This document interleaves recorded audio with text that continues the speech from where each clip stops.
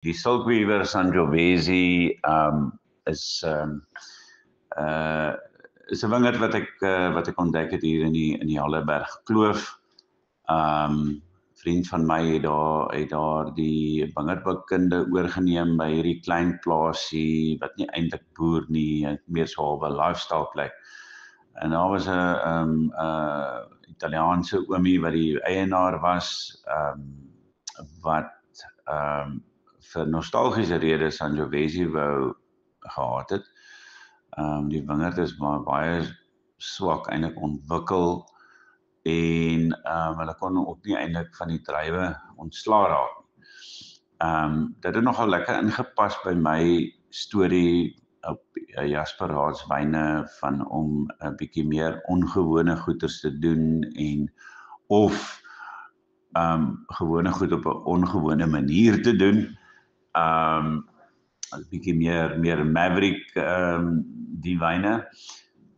So ek het 'n proef geneem daarmee en ek was gemaak daarmee, ek was baie beïndruk. En ek besef as ons die wingerdboukunde kant kan regryk, kan daar iets spesiaals van kom. Ons het toe begin om die wingerd op te lei in 'n tipies Italiaanse pergola system. So dit is soos 'n groot afdak. Die kordon, as ek dit so kan noem, sit baie hoog, dis omtrent by 1,5 meter en dan het ons drade reg oorgespan op hoë pale, so die lote word na links en na regs op die drade gesit. So in die somer kan jy daar instap en dan jy omtrent lekker in die koelte. Die wingerd of wingerdkie, want hy's baie klein, lê so half op 'n westelike, noordwestelike helling, en is redelik skuins daar teen die berg al. Hy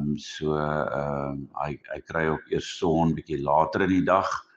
En dan het ons nou hierdie lekker solar panel van blare wat sy werk kan doen. Ja, so wat die styl van die wyn betref, het ek besluit, jy weet dat hierdie Sangioveses of die Sangioveses wat ek ken, en Sangiovese, kyk op die back label, Sangios Jovis, dit is die Latyn vir, of kom van die Latyns af, wat beteken the blood of Jupiter. Dis natuurlik die hoofbestanddeel van die wyne van Chianti, ook Brunello di Montalcino, ja, seker die belangrikste rooi druif in Italië. Maar vir my het ek die wyne wat daarvan gemaak word redelik rustiek gevind. Dit was altyd vir my asof die tannine buitensporig was tot die lyf van die wyn, tot die hoeveelheid vrug wat die wyn natuurlik het. So ek wou myself 'n uitdaging gestel om die tannine op hierdie wyn so silky as moontlik te kry. Dit het toe nou baie mooi saamgepas ook met die naam wat ek op die eind vir die wyn gegee het, die Silkweaver. Dit is 'n storie wat van huis na afkom, waar my ma se kant van die familie, waar hulle groot geword het en wat soort van my home away from home was my hele lewe lank. Ons het elke somervakansie daarso ja, 4 of 5 weke spandeer. Dit was my oupa en my ouma altyd by gaan kuier het. En ek het die mense so deur die jare leer ken en die karakters in die dorp, en so het ek geweet van die Sciattis wat daar is en die Robellinis en dergelike. En nie te veel daarvan verstaan nie, tot ek Dalene Matthee se boek gelees het, Die Moer by Bos, the Mulberry Forest. En sy het hierdie unieke stukkie geskiedenis daar in die roman vasgevang, waar ene Lord Barrington die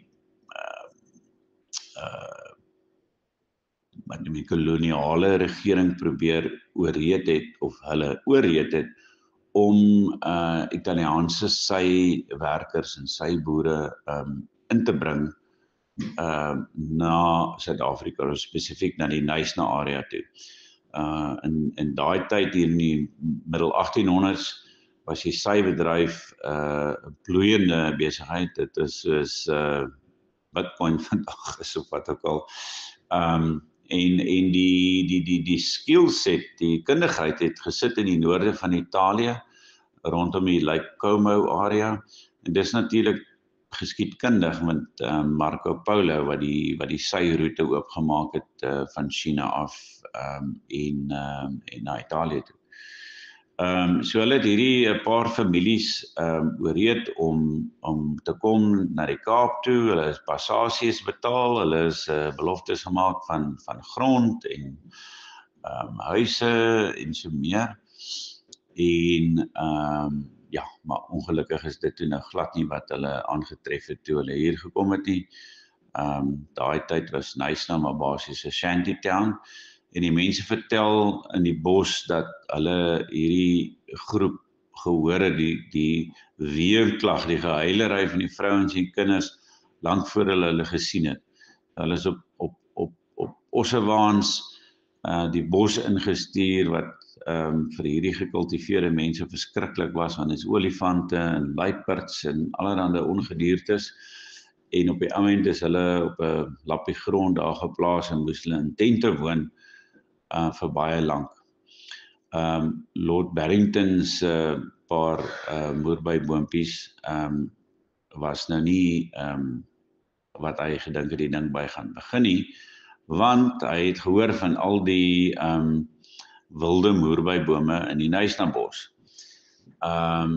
Ongelukkig vir hom was die wilde moerbybome, ongelukkig vir almal, glad nie dieselfde genes as die ware moerbybome wat Morbus alba genoem word nie. Ek dink die ander een is Morbus babylonica. Jy kan kyk op die etiket onder die boompie is dit is ook, die boompie is ook, jy weet, aanduidend van die storie oor die moerbyboom op die label. En die hulle het toe later ook probeer moerbybome plant, maar die groot voete, die olifante het hulle kom trap en uittrek en hulle wou net nie aan die groei kom daar nie. Hulle het ook waterprobleme gehad op die area waar hulle dit probeer plant het. So dit was 'n totale disaster. Die koloniale regering het hulle hande opgetrek en hulle wou nie hierdie arme mense help nie.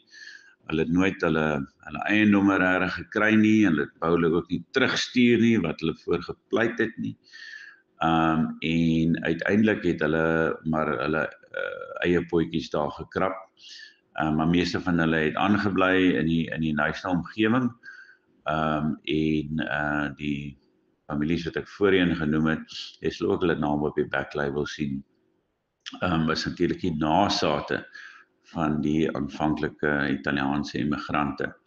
Daar's 'n pragtige kerkie, die San Ambrosio Chapel, wat in die Gauna bos is, wat enige iemand wat Knysna besoek tog definitief draai by moet gaan maak. Nie net is dit 'n pragtige roete daar deur die pas, die grondpad pas in die Gauna bos toe nie, maar is die kerkie ook iets regtig besonders. Ja, ek dink dit cover dit ook, en dit verduidelik hoekom die wyn dit genoem is, want ek dra die wyn op aan die nagedagtenis van hierdie eerste Italiaanse immigrante en pioniers in ons land, en dan ook aan my vriend Giorgio Dell'Accia, ook 'n Italiaanse immigrant en ook 'n pionier hier in Suid-Afrika. En hy is die man wat geëer word met die groot eer dat hy die eerste wynmaker is wat 'n Bordeaux blend geskep het in Suid-Afrika. En dis natuurlik die befaamde Merlus Rubicon waar hy baie dekades lank gewerk het.